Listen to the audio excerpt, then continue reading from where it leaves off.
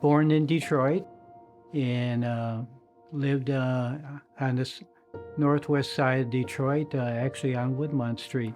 Went to grade school in that area there too, and also grew up in that area. I worked with my dad. We had a small shop in Detroit, and it was a golf service station, but a nice big garage. And my dad did automobile work all his life too, and grew up with the automobiles.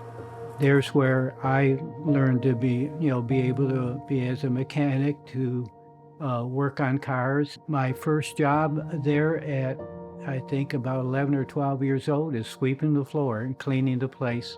I did that for quite a while until he trusted me to work on people's cars and that afterwards. Eventually, I took over it. My dad passed away in '72.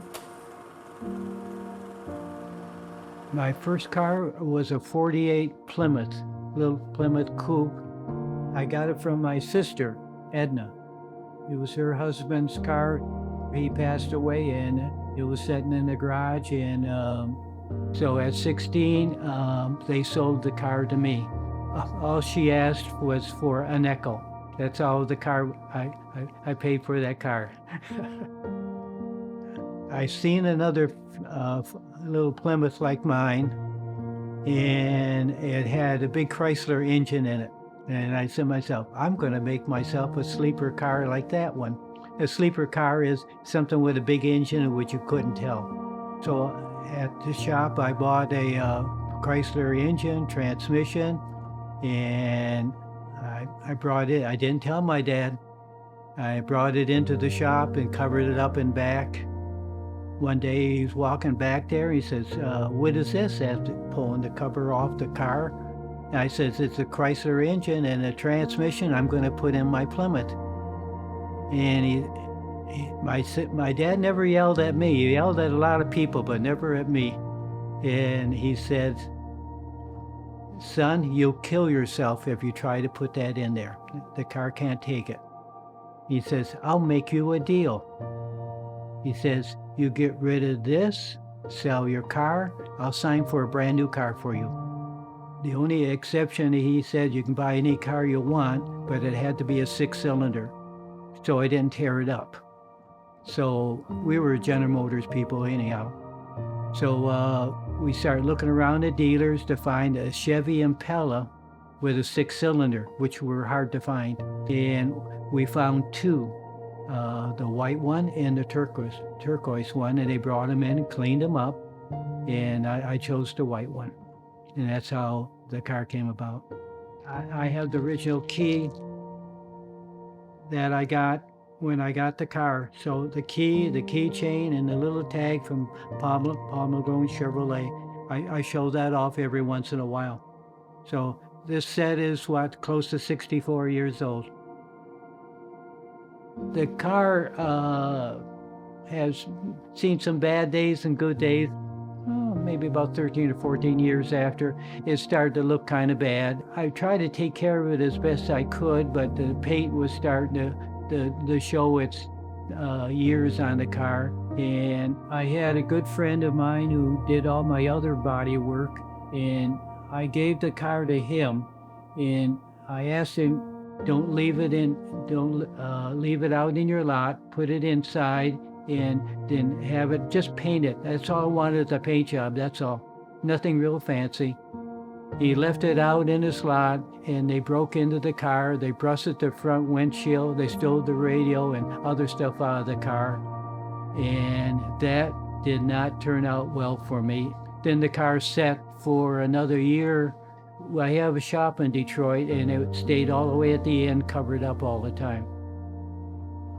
The car kind of went on probably in the background at that time with the family, and that you hear other people all of a sudden, they don't get tired of it, but your family comes first and that. And so I did not really spend a lot of time on the car or put money in it, but I didn't let it go and get real bad, like you see Garage Squad or something like that, where they tear the car all apart.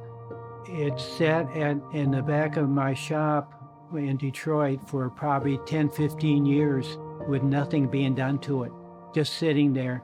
But I didn't want to get rid of it because I liked the car. Eventually, I actually sold the shop in Detroit and got out of Detroit. I think it was around 97 we pulled out of Detroit, and so the car had to come home. And finally, when was it, 2009 or 2010, my son came to me, Kevin. We have 5 kids. The oldest one is Dawn. The next is Kevin, then Jason and Andrea, then Chris is our youngest one. Kevin is the oldest son. He gave me a birthday Christmas present of a complete restoration of the car. So in 2010, the car was completely restored to its original condition again. In fact, better than brand new. And that's what you see today, is the car completely restored. I think Chris wanted me to do the Woodward Dream Cruise, because the first few Woodward Dream Cruises I never went to. We didn't even have car shows until the last 10, 15 years. I enjoy going to the car shows to meet other people and that, having them to see what I have seen the past 64 years of the car, just to show them what the car looked like when I seen it many years ago and fell in love with the car. That's what I enjoy about the shows. I have a picture I give out. Every picture that gets autographed and signed. I make it personal to them, if you notice. I just don't give away the picture of the car. I sign it and give it personally to them.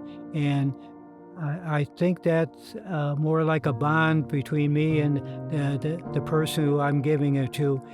They appreciate that very much. How many people have ever owned a car for over 60 years? It's gone 64 years now. Most of the time it's only 50 years, 40, 50. The car has been around practically as long as I'm living, really, since I was 19.